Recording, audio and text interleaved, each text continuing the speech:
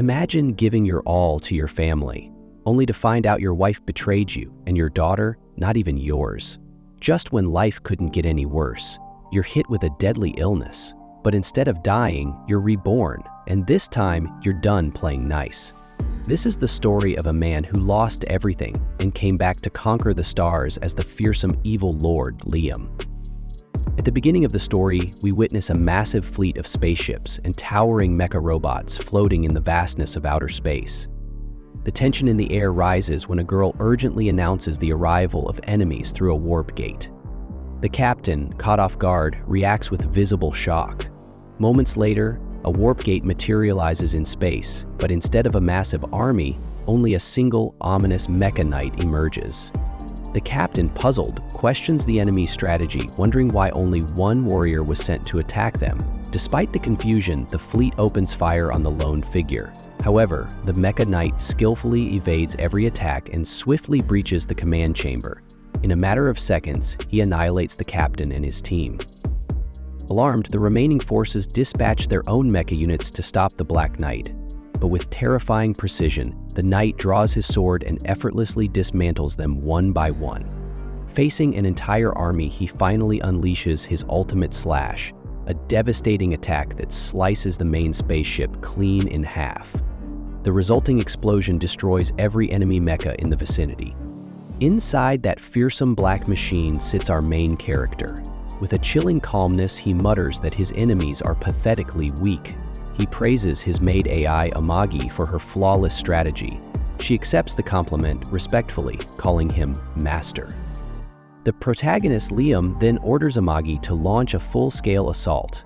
She immediately relays his command to all allied ships, instructing them to prepare for an attack. Suddenly, a new mecha unit arrives through a warp gate, piloted by a girl who wastes no time destroying an enemy robot. Liam notes her late arrival while she apologizes and begins eliminating more enemies with deadly precision. Amagi, maintaining her efficiency, commands all allied forces to engage the enemy fleet. Overwhelmed, the enemy begins to collapse under the coordinated assault. As chaos erupts, Liam lets out a maniacal laugher. Amidst the destruction, a woman appears and tries to pitch the 7th Weapon Company's battleships to Liam. Uninterested, Liam coldly instructs Amagi to take her order and remove her from his sight. With the enemy forces nearly wiped out, Liam mocks their weakness and revels in the destruction.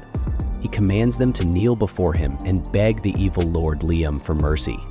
Then, summoning a massive bazooka, he fires directly into another enemy ship, causing a spectacular explosion. As he finishes off the last of the enemy mechas, he dares any survivors to fight back, saying that each battle makes his revenge for his past life all the more satisfying. At this point, the story flashes back to Liam's previous life. He's just an ordinary man, exhausted from a long day, commuting home on a crowded train. When he arrives, his wife Mika greets him at the door.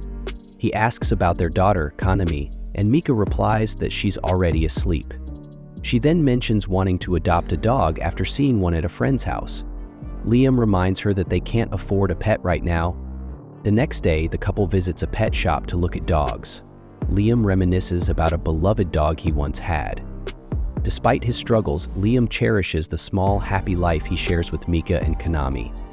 His job is difficult. His boss frequently berates him, and his co-workers often take credit for his hard work while pinning their mistakes on him. But he never complains. His family is his source of strength. One day, a friend invites Liam to watch a movie. On his way there, he happens to pass by a cafe and sees Mika sitting with another man. Shocked and confused, he returns home later and casually asks her how her day was. She lies, saying she went to Kanami's school. Liam doesn't press her further. Trying to reassure himself, Liam convinces himself that Mika would never betray him, but trouble starts at work. His computer stops shutting down properly. A few days later, he visits the same cafe and breathes a sigh of relief not seeing Mika inside. But just as he's leaving, he spots Mika walking nearby with Kanami, and the same man from before. To his horror, Kanami refers to the man as Papa. This moment shatters his world. Liam begins questioning everything. Lost in thought at work, he struggles to stay focused. Then, his boss scolds him again.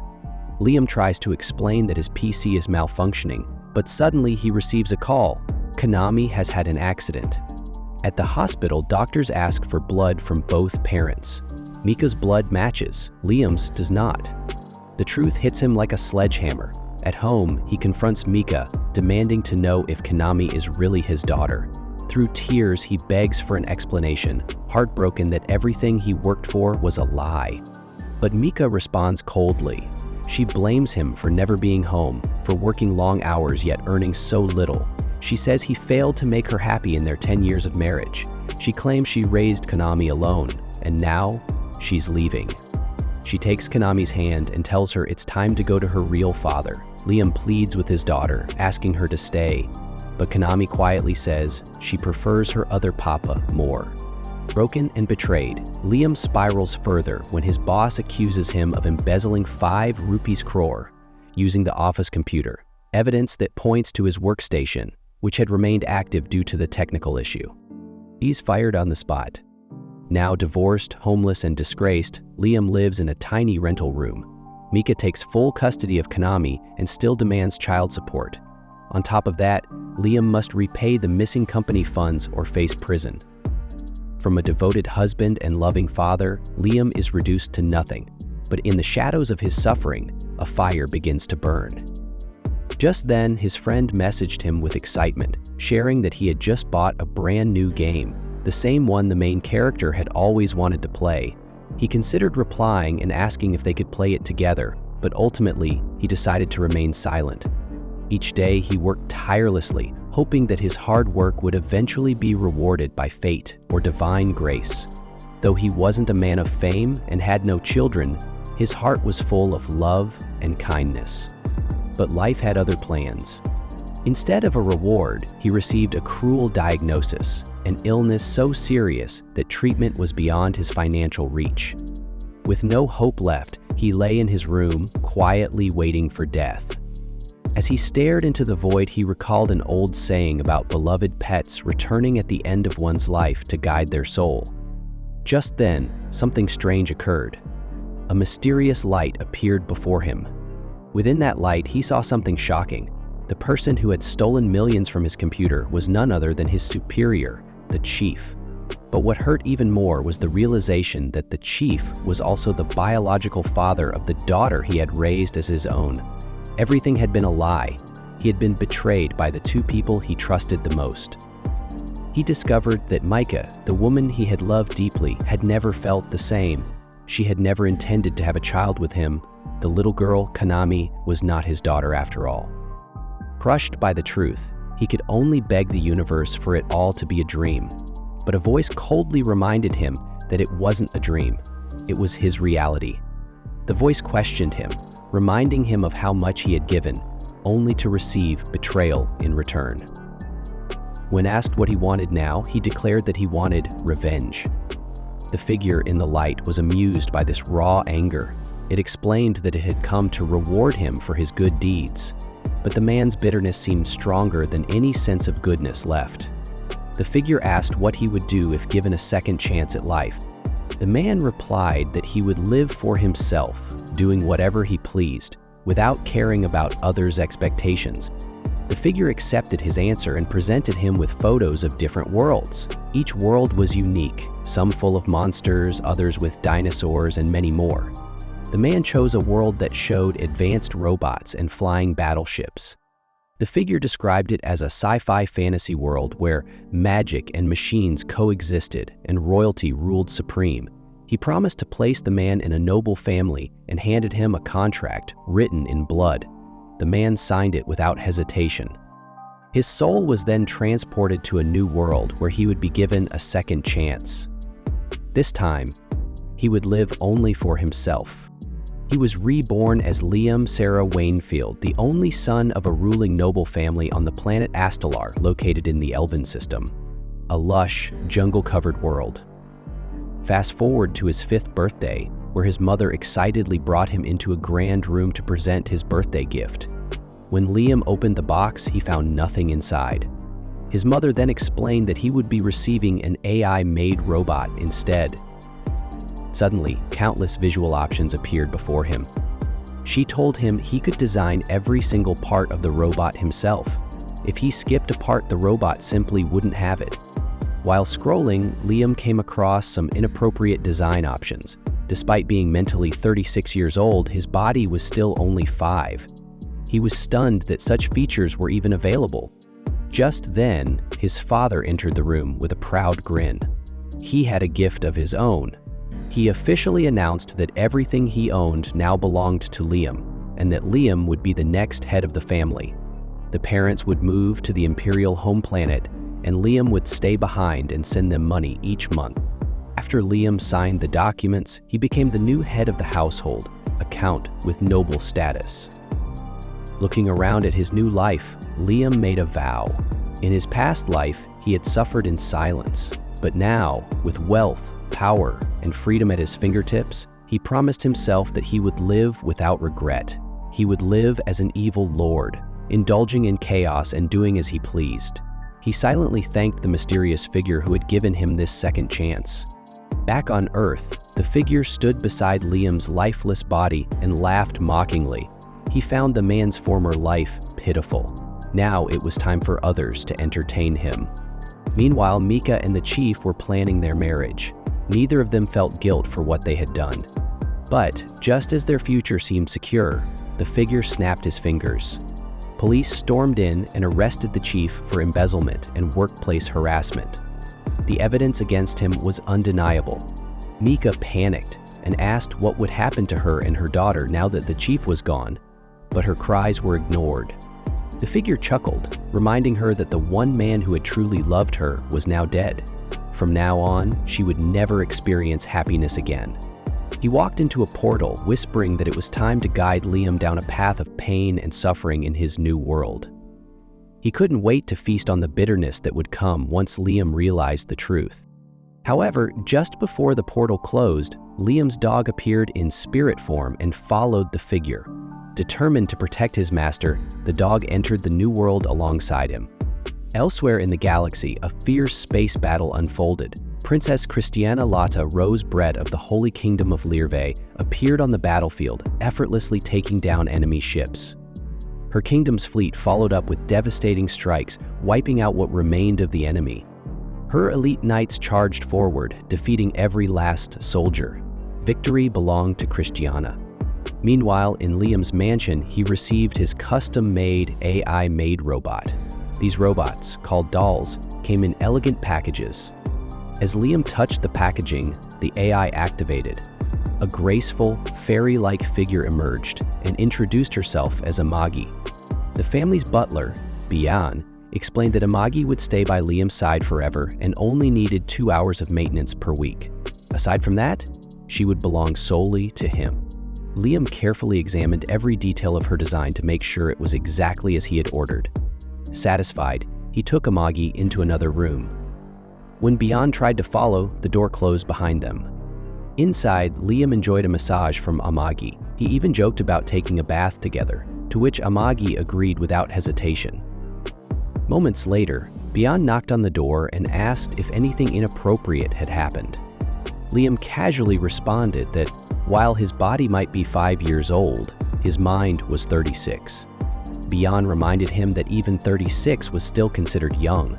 In this world, adulthood began at age 50, and a person was only considered fully grown at 100. People here lived up to 500 or 600 years.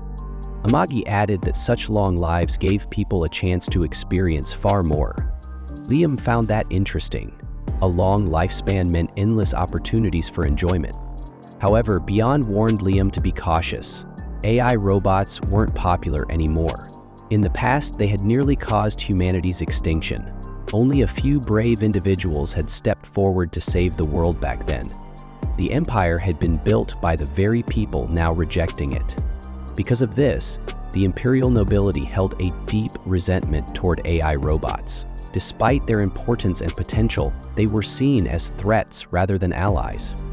Sulia, puzzled by the contradiction, wonders why his own mother had gifted him an AI robot, but the answer is withheld from him. Eventually, the truth comes to light. Liam's parents had abandoned him. The reason was the crushing debt that burdened the Winfield family. Once a great and wise lineage founded by Alistair, Liam's great-grandfather, the family had since fallen due to the incompetence of his grandfather and father. They lacked the ability to govern, and the family's domain crumbled under their leadership. This truth hits Liam hard. He realizes he can no longer pursue his old dreams of dominance and power over others. Worse, they have no means left to repay the family's overwhelming debt. The situation is only going to deteriorate from here. Meanwhile, at a local bar, commoners discuss their grim reality. A 5-year-old boy has become their new king, and experience tells them taxes will rise as every new monarch starts with heavy taxation. Life has worn them down, and now, all they can do is hope that the new ruler has a kind heart. At the mansion, Liam reflects on his circumstances. It becomes clear that his existence may have only served the purpose of inheriting his parents' debt. In his previous life, betrayal was all he knew. People had only used him for their own benefit. Now, he fears history may repeat itself. Recognizing a shared sense of isolation and rejection, Liam finds common ground with Amagi, the AI robot. They are both outcasts in society. He decides they should team up and pull themselves out of the situation together. Amagi accepts this new bond with complete devotion, declaring her sole purpose is to serve him. As long as she is by his side, she believes she can never be cast out again. She pledges her loyalty through every hardship. Liam, thinking about humanity, begins to introduce her to the traditional 3 laws of robotics, but he stops himself, realizing he's once again prioritizing others over his own needs. For once, he wants to live for himself. Instead of the old rules, he creates new ones tailored to his own vision. A maid robot must never harm her master, must follow all his commands, and must protect herself as long as it doesn't violate the first 2 rules. These new principles are immediately embedded into Amagi's system. Determined to restore his family's lost honor, Liam declares that humanity no longer matters to him. He wants results. Amagi warns him that her ideals may not align with government standards, but since Liam knows little about the world, she recommends an education capsule. It will transfer all essential knowledge into his brain over a 6-month period while she manages his domain in his absence. Liam hesitates. Entering a robotic capsule feels like a betrayal of his human identity, but he reassures her that, as her master, he won't let humanity perish. Beyond, however, believes the Empire will never accept AI as full administrators. Amagi counters this, pointing out that no law forbids AI robots from managing domains. Liam insists on going through with it and asks Beyond to bring the capsule. Despite Beyond's continued protests, Liam ignores him and walks away with Amagi. As Liam prepares to enter the capsule, he questions whether AI can truly experience emotions. Amagi admits she doesn't know, but something inside her changed when he offered to form a team. Liam accepts this as a sign that he did indeed receive the best AI robot available. The capsule closes, and for the next 6 months, Liam will remain in suspended learning while Amagi oversees everything in his absence. After a long time, the pod finally unlocks, and Amagi is there to greet Liam as he steps out. Once he's dressed, he checks how long he's been inside, and Amagi casually tells him it's been 2 years. She then fills him in on how things are going in the Banfield territory, and everything seems to be running smoothly. Liam appreciates all the work she's done and says he wants to go out and see things for himself. Amagi decides to take him to the spaceship docks first. It's his first time seeing his land with his own eyes, and the huge armored suits catch his attention right away. He gets curious and asks if he can try one. Amagi quickly sets it up for him and explains how the suit moves by just imagining what you want it to do. Liam hops in and tests it out. It feels natural, like he's flying through the air with ease. Feeling pumped, he says he wants to try it in a practice fight. Amagi agrees and arranges a mock battle. Soon, the head of the defense squad, Machida, shows up to spar. As soon as they start, Liam charges in and swings, and Machida pretends to be knocked out. But Liam can tell he's faking. He's not happy being babied, so he demands a proper fight. Machida, having no choice, gets serious. The next clash ends fast. Machida easily takes Liam's weapon and drops him to the ground. Liam is shocked at how badly he lost. Amagi then explains that the suit works off mental focus. And veterans like Machida have way more experience, so their control is on another level. Embarrassed but determined, Liam immediately tells his butler Brian to find him a proper trainer. Brian tries to talk him out of it, saying he doesn't really need to fight, but Liam won't back down. In his past life, he was always weak and pushed around. Now, if he's going to live as a fearsome ruler, he needs to get strong. No excuses. A bit later, Liam meets a guy named Yasushi. Liam is impressed by how cool and confident the guy looks, and right away asks him to be his teacher. Yasushi agrees, though Amagi seems unsure about him. Something feels off, but Liam ignores it. Yasushi acts like a true warrior, and that's enough for Liam. Still, Amagi asks him to check if Yasushi is the real deal. Liam agrees and asks for a demo. Yasushi takes them to a quiet spot in the woods where he set up some training dummies made of bamboo. He says he's about to show his special move, one he won't repeat. Liam listens carefully and even tells Amagi to record it for later. Yasushi gets in stance, slightly moves his sword, and in the blink of an eye, all the bamboo gets sliced in half. Liam is completely stunned. He wants to see how it was done, so he asks Amagi to replay it in slow motion. But even slowed down, the footage shows nothing, just blur. Liam is convinced that Yasushi is insanely fast, maybe even beyond what machines can capture. He's thrilled and begs to become his student. Later that night, Yasushi sneaks back to the training spot, laughing to himself. Turns out the whole thing was a trick. He had already cut the bamboo to fall apart on cue. The super move was just for show. And now, thanks to that little stunt, he's got himself a sweet deal, getting paid without doing any real work. While Liam's been off training, the princess was traveling to meet a gang of space pirates. She went there hoping to strike a deal for peace. The pirate boss Gauze was the one who suggested it in the first place, but when she shows up, he mocks her for coming alone. What he doesn't know is, she didn't come unprepared. Her backup was ready and waiting, and one signal could have wiped his ship off the map. She thought this would scare him into behaving, but it didn't. Gauze was way too calm for someone in danger. That's when things took a bad turn. News came in that her home planet had just been surrounded by enemy ships. She couldn't figure out how they got past the security until Gauze smugly told her that parts of her so-called alliance had secretly switched sides. And her crew confirmed the worst every ship she thought was on her side had aimed their weapons right at her. She was stunned. The entire alliance had flipped, and she'd walked right into a trap. With no way out, she had to sit there and listen to whatever Gauze wanted from her. Back on Liam's planet, he was training non-stop with Yasushi, but things weren't going how he hoped. No matter how hard he tried, he couldn't pull off the flashy move he'd seen. Amagi, who's usually helping him with everything, didn't know much about sword techniques, so she couldn't really help either.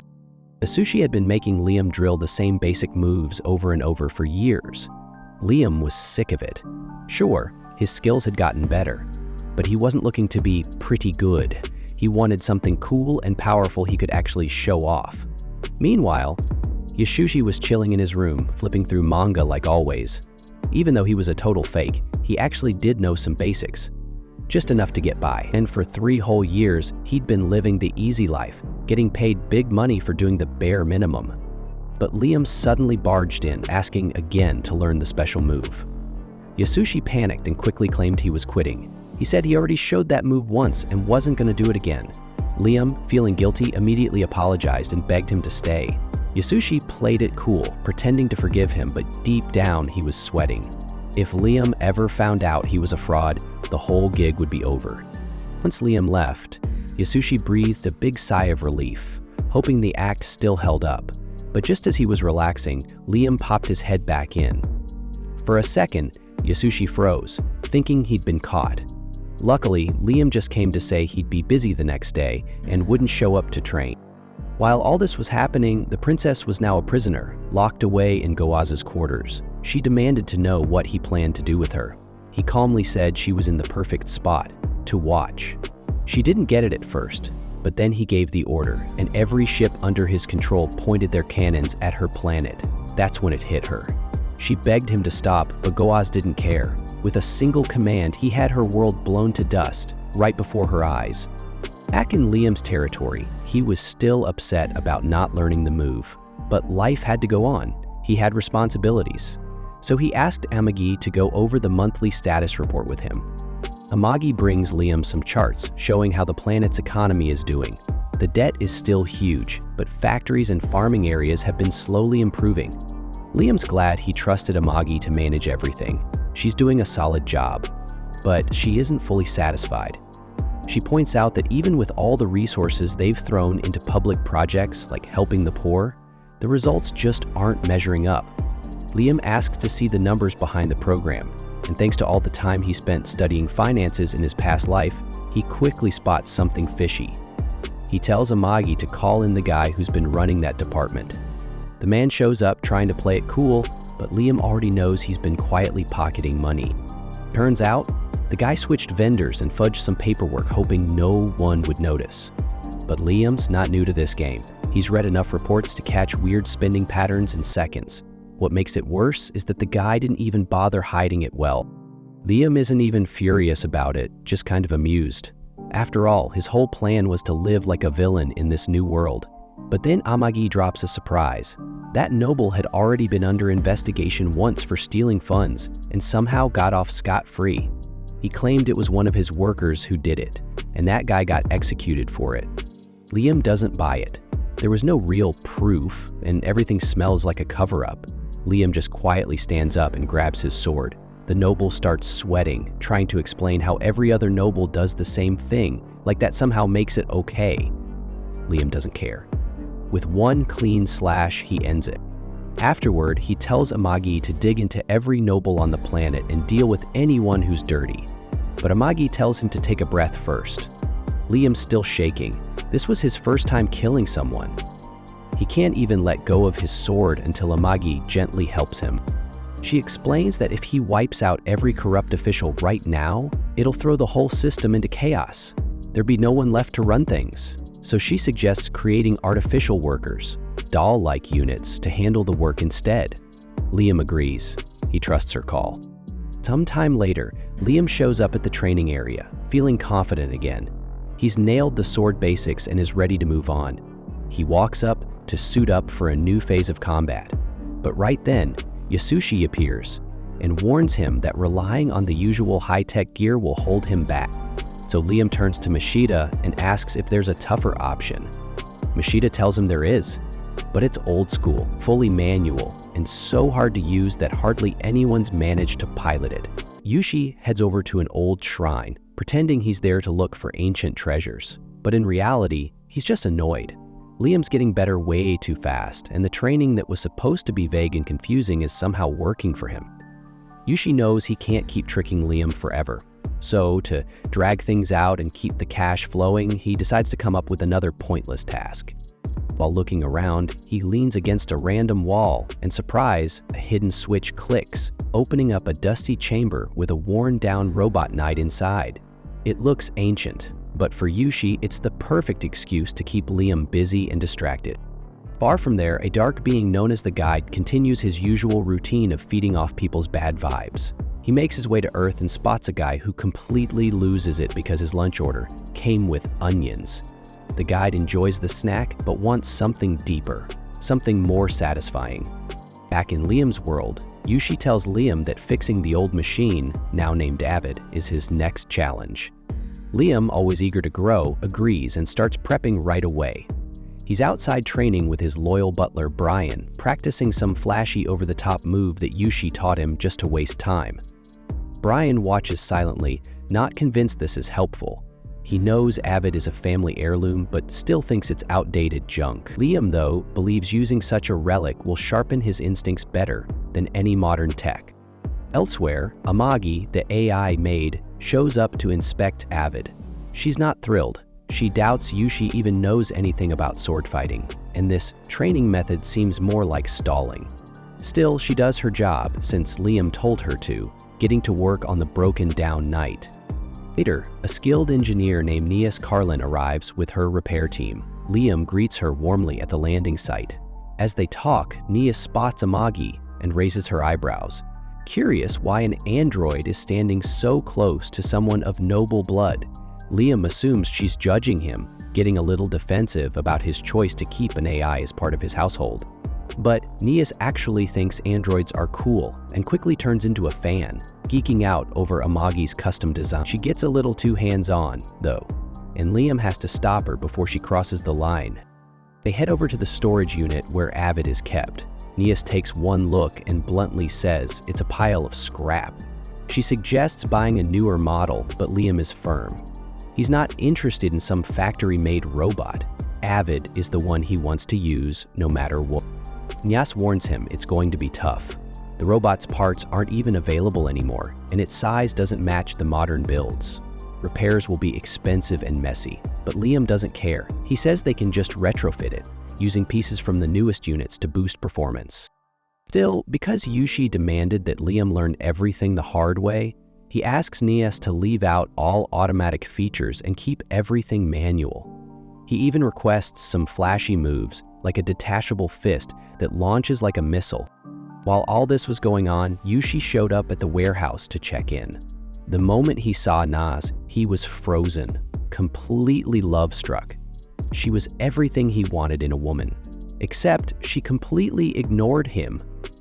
He kept trying to talk, even threw in a few weird pickup attempts, but she didn't notice. She just kept talking business with Liam. Watching them talk like some rom-com couple made Yushi burn with jealousy. So, as revenge, he came up with a cruel training idea. He told Liam to balance on a log, floating in a river while blindfolded. Then, to make things worse, Yushi started shooting tennis balls at him using some crazy machine gun he built himself. Of course, he acted like it was all to help Liam grow, but in reality, he was just mad that Nas paid more attention to Liam. Liam struggled big time. The sword he was holding had weights on it, and he could barely stay on the log. But no matter how hard it got, he kept going. He believed that if he trained hard enough, he'd get stronger, even if it meant taking a few hits along the way. Meanwhile, in another part of the galaxy, a pirate named Goez walked into his ship's prison section. He had locked up a bunch of women, and one of them was Princess Christiana. Without explaining much, he pulled her aside and said they had reached their next destination, Treasure Island. Boas stared at Christiana like she was some kind of jewel he wanted to add to his collection. He dragged her into a creepy lab full of failed experiments. Inside, there was a woman who had been turned into something monstrous through twisted experiments. Goas tossed her aside like garbage, then told Christiana she would be his new project. With all the time in the world and no one to stop him, he began planning what to do with her. His assistant casually suggested they start with something horrible, like damaging her legs. But Goaz, always one to outdo cruelty, said he had something even worse in mind. He wanted to take her eyes and attach them to her hands. Christiana was horrified. The lab was filled with jars containing broken victims, proof that unless someone saved her soon, she'd become just another failed experiment. Weeks go by. Back at the base, Nias finishes fixing up Avid, giving it a bunch of crazy upgrades just like Liam asked for. But her job isn't done yet. She takes Liam inside the cockpit to teach him how to control it. For some reason, she decides the best way to teach him involves removing half her clothes. Because why not, right? Trying not to stare, Liam follows her instructions and powers up the machine. Avid scans him and locks him in as its only pilot, so now no one else can use it.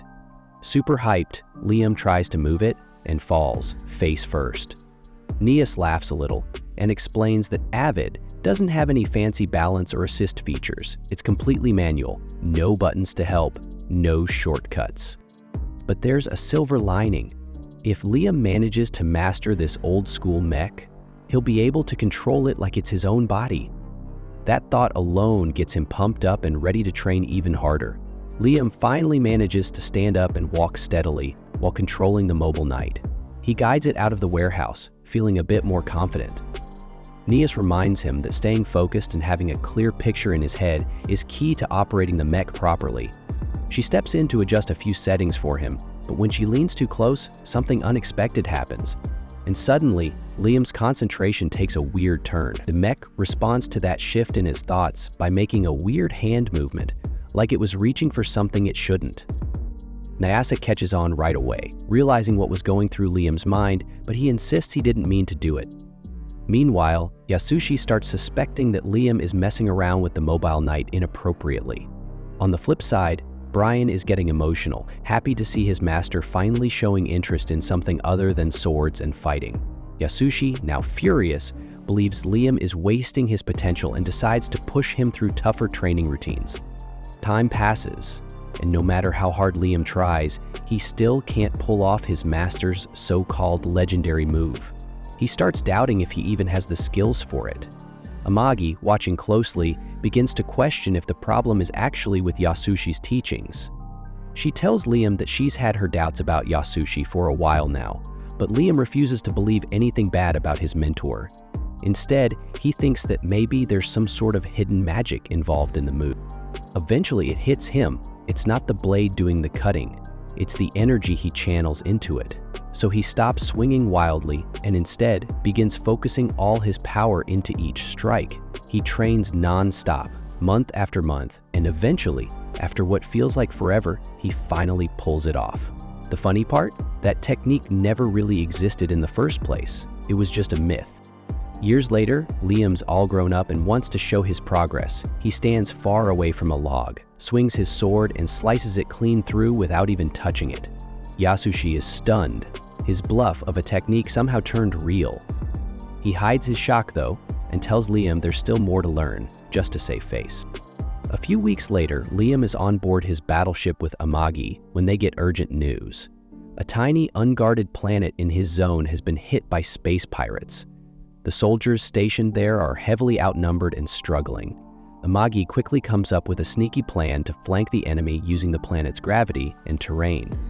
Liam agrees, ordering the fleet to trap the pirates while he heads out to protect the power plants directly. Brian pleads with him not to go, but Liam isn't the kind of guy to hide behind others. He suits up and jumps into his mobile knight, blasting off toward the battle. Catching the pirates off guard, he slices through their machines one after another before they can even react. To make things flashier, he fires off a plasma beam to knock down another enemy. Then he uses his version of the flash strike, cutting through several mechs from a distance in one go. The pirates, now scared out of their minds, start retreating fast. As a final move, Liam uses Rocket Punch, a massive blow that launches a mech's arm like a missile. It works great, but Liam isn't thrilled with it. He immediately complains to S, saying he wanted a punch that throws the whole arm, not just the hand. Amagi cuts in, giving him a quick update. They've only captured a small number of enemy ships, while a third were destroyed and the rest got away. Still, Liam considers it a victory and gives Amagi credit for the solid plan. Ghost just got the news from one of his goons that Liam pulled off a huge win. He's fuming. He never thought Liam would actually be a threat, and now the tide is turned against him. But Ghost isn't the type to throw in the towel. He's dead set on making Liam crawl and beg before he's done. What really gets under his skin, though, is that the fleet that was supposed to be on his side, they bailed. They dipped from the fight after getting smacked around by Liam's forces. That betrayal, Ghost takes it personally. He tells his lackey to launch every last ship they've got to hunt down and wipe out those cowards. Doesn't matter if they were allies 5 minutes ago, Ghost wants to make sure everyone knows what happens when you run from the pirates.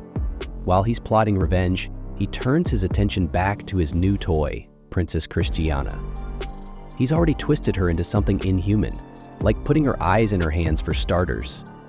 It's his way of having fun, showing how far he's willing to go. Back on the other side, Liam returns to his main ship, feeling pretty good. He's chatting with Amagi, proud of how smoothly the battle went. She compliments him and thanks him for protecting one of their key planets. Liam's especially thrilled because he managed to snatch a bunch of pirate ships too, since by Empire rules, they're now his. He's pumped, dreaming about cracking them open and finding chests of riches. But when he finally checks the loot, there's no shiny gold or sparkling gems inside. Instead, it's all rare metals with names that sound like spells.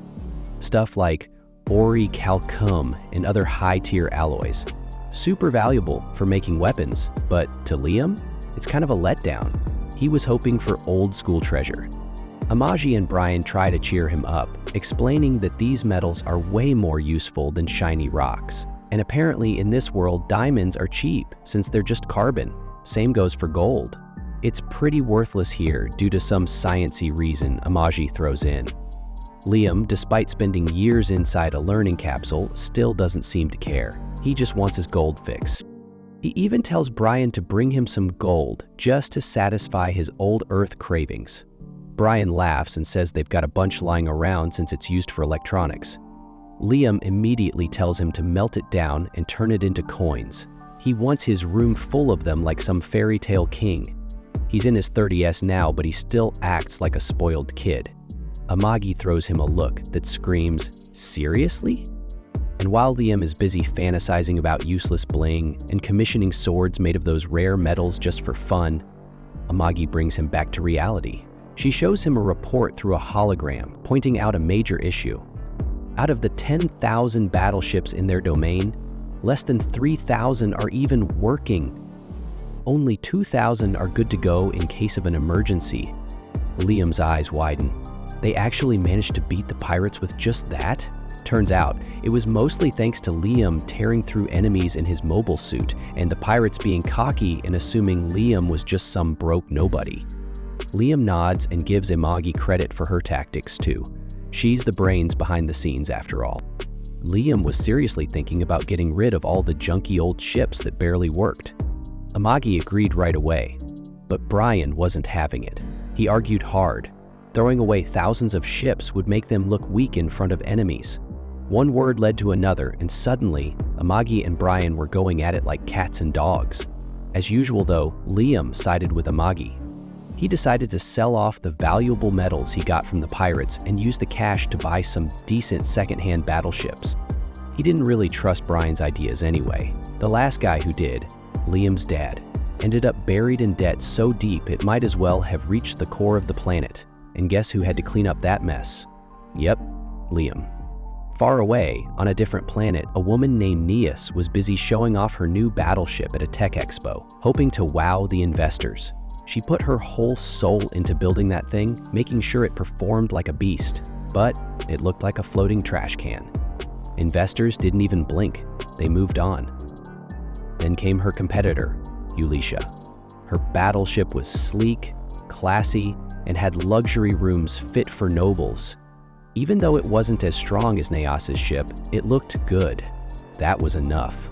Investors were sold instantly. Nias was left standing there, embarrassed and angry. She couldn't believe that appearances beat performance. Again, worried her boss would chew her out, Nias came up with a plan. Trick Liam into buying her battleships. She figured he was just a rich dummy who'd fall for anything. Meanwhile, the guide, that weird emotion-sucking guy, was still wandering around looking for misery to feed on. He found a guy glued to his computer, raging at his screen while playing games all day.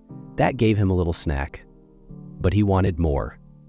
So he traveled back to Liam's world, sure that Liam would be drowning in stress by now. Except when he arrived, he was stunned. Liam's territory looked like a whole new world. Modern buildings, buzzing streets, solid defenses. It was nothing like the rundown dump it used to be. The guide was speechless. How did this guy, of all people, pull this off? Still, he didn't give up hope. He remembered the fake sword master he'd planted in Liam's life a while back, hoping to mess him up from the inside. Surely that fraud would have sabotaged something by now. In a local tavern, people were actually praising Liam, calling him a great leader who captured pirates and brought in resources, a real step up from his father. But not everyone was impressed. Yushushi, the so-called sword teacher, was sitting at the bar, bitter and grumbling. He was mad because Liam kept getting better at sword fighting, and no matter how hard he tried to teach him the wrong stuff, Liam still improved. The bartender couldn't understand why a teacher would be upset about a good student. But Yushushi wasn't a real teacher, just a con man pretending to be one. He knew that if Liam figured it out, he'd be toast. The guide showed up at the bar to check on things and saw Yashushi melting down in frustration. He was supposed to be Liam's downfall, but now he was the one falling apart. And Liam? That guy was off slicing through trees in his backyard like a total pro, thinking Yashushi was still better than him. Clueless. Liam talked with Amagi about how far he'd come, born into a mess of debt, stuck with useless ships and fake teachers. And yet here he was, doing just fine. He even believed the guide had helped him and was thankful. That thankfulness was like poison to the guide, who only thrived on misery. He felt sick, like he might fade away right there. He tried to survive off Yashushi's frustration, but it wasn't enough. He needed Liam to crash and burn, bad. But he decided to wait. After all, the best time for disaster is when everything looks perfect, right? Later, Amagi told Liam about a new opportunity. The Imperial Army was clearing out some of their old weapons and selling them off. Since they needed more ships anyway, it was a good chance to grab some gear. There was one catch though. Liam had to take in some of the army's leftover soldiers too. That didn't sound great. But Amagi reassured him that these soldiers were trained and well educated, so Liam took the deal. The guide watched it all, hoping this would be the crack he needed. Maybe those soldiers would turn on Liam. Maybe this was finally the beginning of the end. For now, he'd wait and watch, because sometimes the fall hits hardest when you're standing at the top. Yashushi wakes up, feeling like trash, his head pounding from last night's drinking. He regrets going overboard, but there's no time to mope. Out of nowhere, Nias drops by. She's not there to check on him though. Her real goal is to figure out how to get Liam to buy her weird new weapons. Meanwhile, Yashushi, in his half-drunk state, totally misreads the situation. He thinks she's into him, because of course, his ego's bigger than his brain. Their conversation spirals into nonsense, with Nias trying to subtly ask what kind of stuff Liam likes. She's hoping to learn what kind of tricks or appearances could influence him to buy her gear, even if it's junk. But Yashushi, in true clown fashion, thinks she's trying to flirt.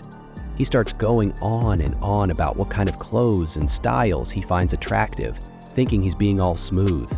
Nias, completely misunderstanding, assumes he's spilling Liam's preferences and takes notes like it's classified info. So she shows up to Liam's place later, dressed in a flashy outfit she thinks will totally hook him. Unfortunately for her, Liam couldn't care less. He doesn't even flinch. Compared to someone like Amagi, she doesn't stand a chance. Before she can even do her little show, Liam shuts it down and tells her to get to the point. She explains her weapons pitch, but Liam isn't interested. He just bought a bunch from the Imperial Army. She panics, trying every desperate move to get his attention, but it only annoys him more. Her outfit actually brings back bad memories. In his previous life, his wife wore the same kind of flashy stuff, not for him, but likely for the guy she was cheating with. The look on Liam's face turns cold. Nias thinks she's impressing him, but really, he's trying not to lose his temper. Still, he recognizes how persistent she is. Since she's not backing down, and her whole appearance is getting on his nerves, he figures the fastest way to get rid of her is to just buy a few weapons. He checks with Amagi if they have the money, and luckily they do. So he tells her to wrap it up. Nias gets so excited she stumbles out of the castle, calling up her co-worker to brag about how Liam couldn't resist her charm. She paints a whole story about how he was mesmerized by her. Brian overhears this and gets pissed. He can't believe Liam would be so weak over someone's looks. Yashushi also hears the gossip and loses it too. He's mad that his own personal tastes ended up being used on someone else, especially Liam. And while they're all losing their minds over this, Liam's just relaxing, head resting on Amage's lap, enjoying the calm and completely unaware of the chaos going on behind the scenes. After a while, Nias finally delivers all 300 battleships to Liam. She didn't exactly give him much choice, kind of pushed him into buying them from her. Around the same time, the ships Liam got from the Empire also arrive. One of the engineers from the Imperial side shows up using some fancy teleport tech and brings a receipt for Liam to sign. She keeps throwing the word quantum in every sentence like it's some magic spell or something. Liam, being his usual annoying self, decides to play around and puts his thumb somewhere completely inappropriate, calling it his quantum thumbprint. Real mature. Meanwhile, back at Liam's house, Yasushi is just sulking. He's still bitter about how Nias ditched him and chose Liam instead. He keeps replaying everything in his head, especially all the times she gave up her best work for Liam. It stings. He imagines the worst, thinking Liam must have done something shady to win her over. His jealousy turns into rage. But here's the creepy part. That floating guide thing?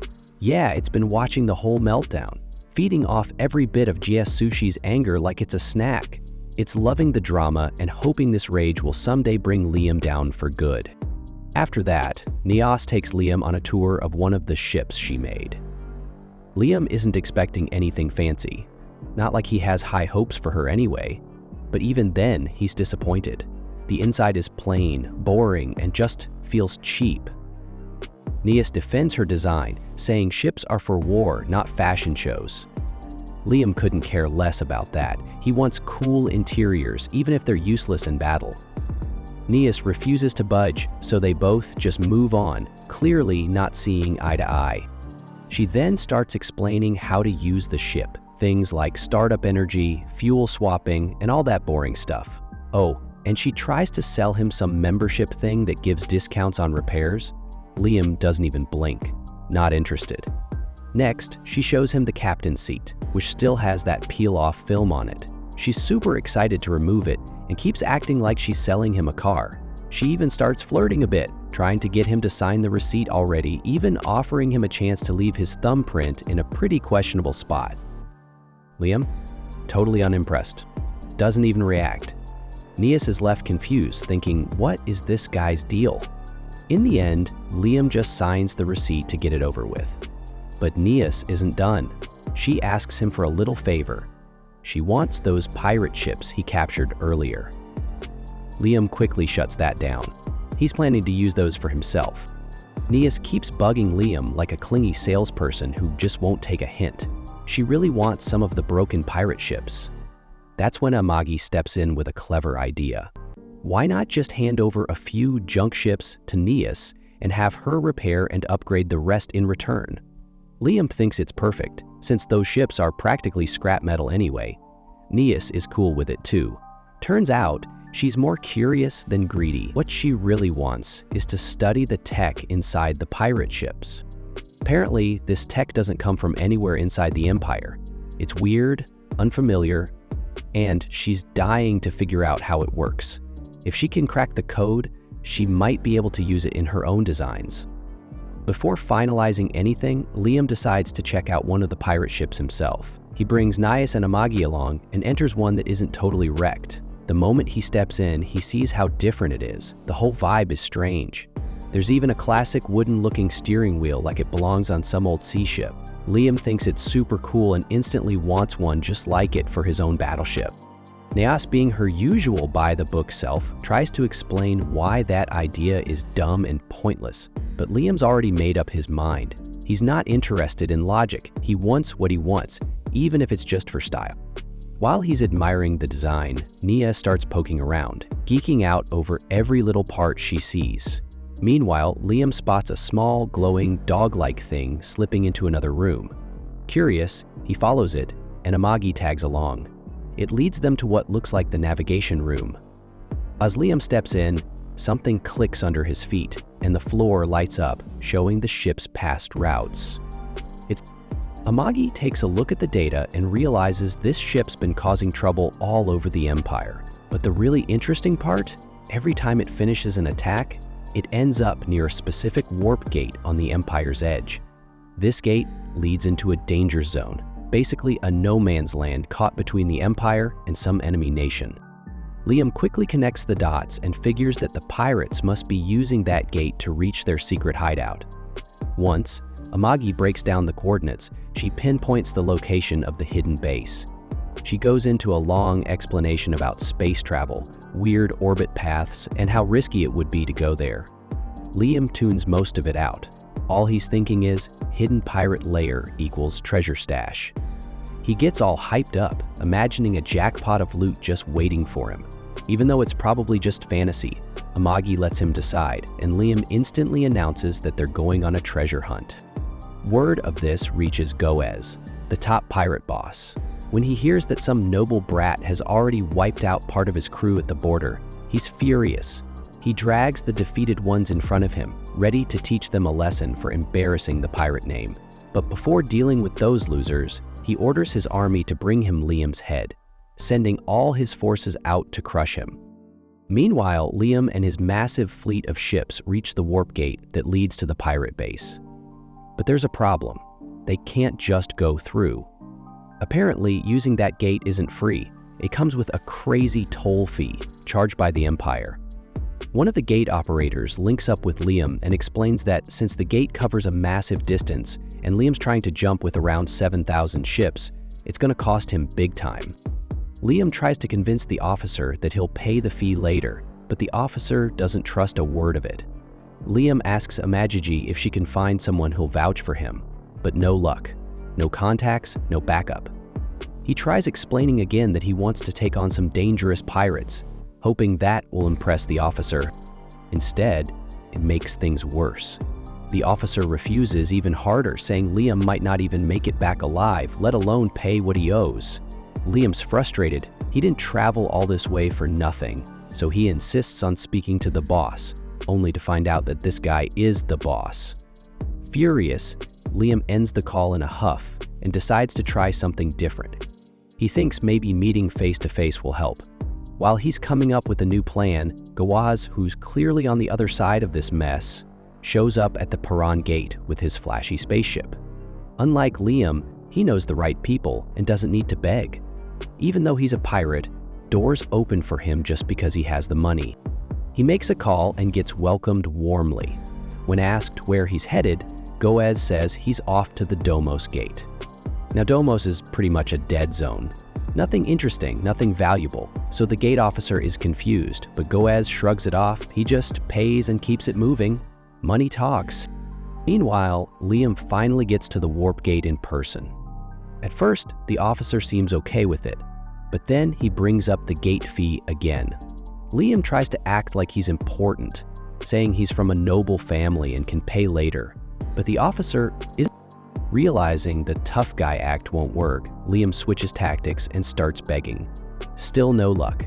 He even throws in a lie about needing to visit his sick mom. The officer isn't buying it, especially since Liam's got a whole fleet with him. What kind of visit to mom needs a fleet? The lie falls apart.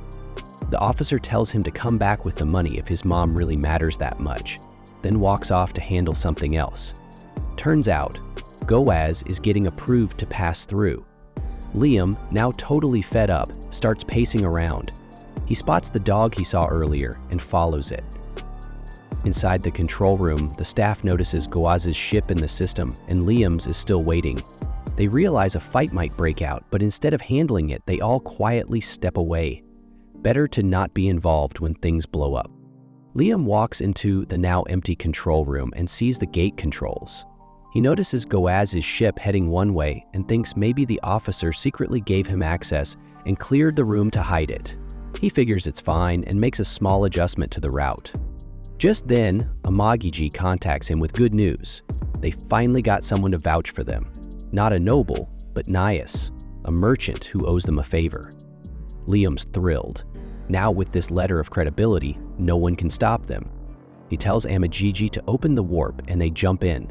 Lucky for them, Goaz and his crew have already left their base, making it the perfect time for a sneak attack.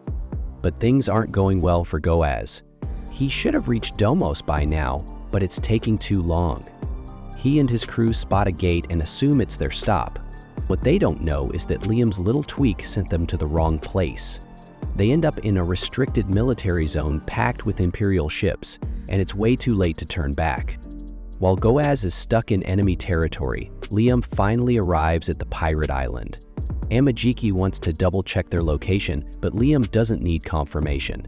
He sees the pirate fleet parked and idle. They're totally unprepared. Liam knows this is his shot. He gives the order, and Amagiji sends out their ships. Liam hops into his personal ship Avid and storms the island. With no warning, he drops a series of heavy attacks. Rocket strikes, direct hits. It's a total ambush. The pirates don't even know what hit them. Meanwhile, Goaz is probably still trying to figure out where he is. Liam's not done yet. He wants the loot. When Amajiji reports that all pirate ships are burning, he tells her to send out the mobile knights. They swarm toward the island's rocky center. From his ship, Liam watches excitedly. He's here for treasure, especially gold, his favorite. Whether Goaz realizes what's happening or not, the tables have definitely turned. And this is just the beginning of the chaos to come.